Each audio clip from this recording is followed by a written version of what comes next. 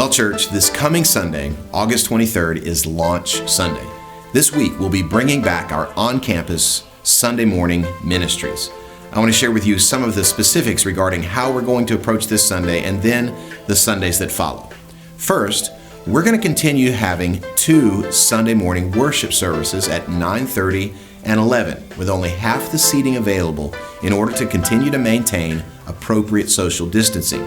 Because we're continuing with 2 worship services, we will also have 2 corresponding hours of small groups. So let me explain how this is going to work. Let's start with our preschool ministry. They're going to continue to function in much the same way they do now. There will be child care for preschoolers at both hours. We're working on content and programming for both of those hours to keep your kids occupied while they're here. We are, however, moving the check-in desk to the intersection of the hallways by the 4 and 5-year-old classroom, where check-in was 5 months ago. Now for our Kingdom kids, the 9:30 hour will be a supervised time with Bible learning games, activities, videos, and more. The 11 o'clock hour will be very similar to what Kingdom kids looked like 5 months ago, with a large group worship time, small group teaching time, crafts, games, Bible memorization, and more. Listen, Chantel and her team have done an incredible job renovating the Kingdom Kids space with an all-new treehouse theme. We can't wait to see your children in there this Sunday enjoying this brand new space. Now for our youth, at the 9:30 hour, they will be resuming on-campus discipleship groups with adult leaders just like they did 5 months ago. The youth D groups will all meet in the student ministry building. All of our youth will then attend the 11 o'clock worship service together in the auditorium. Now, what about adult small groups? We're going to have 7 on-campus adult small groups. What we're going to be doing is utilizing our fellowship hall and our largest adult classrooms on the first floor so that each small group can maintain appropriate distancing. Those small groups that meet together during the 9:30 hour will then attend worship at the 11 o'clock hour. The other groups will flip-flop that schedule, going to the 9:30 worship gathering and then meeting with their small group at 11. Here are the groups that will meet at 9:30 with their respective room assignments.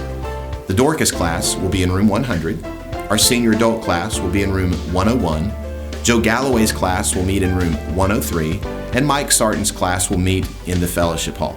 Now, the small groups that will attend worship at 9:30 and then go to small groups at 11 will have the following room assignments.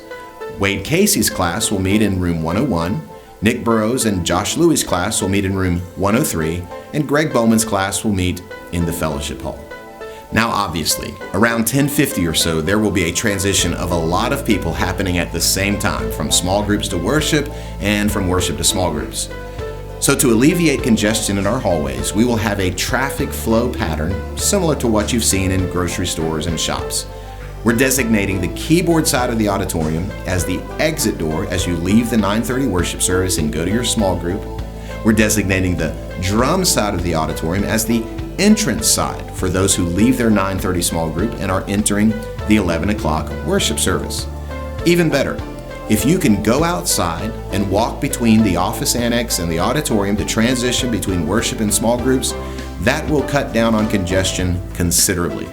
Remember, the hallways are not for congregating or stopping to have conversations, but for walking, so let's keep moving. We continue to recommend no physical contact with anyone outside of your immediate family.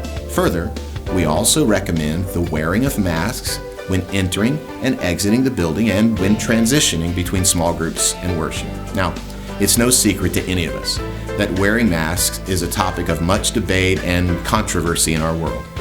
But regardless of where you land on the spectrum of opinions, what we're asking is not that you wear a mask for yourself, but that you wear it for someone else.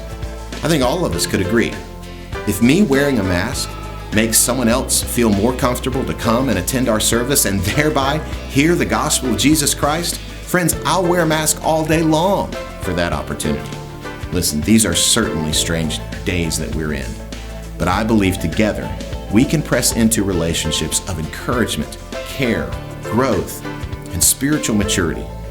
I look forward to seeing you this Sunday as we gather together to grow in the truth of God's Word and in caring relationships, encouraging one another in our walk with Jesus Christ.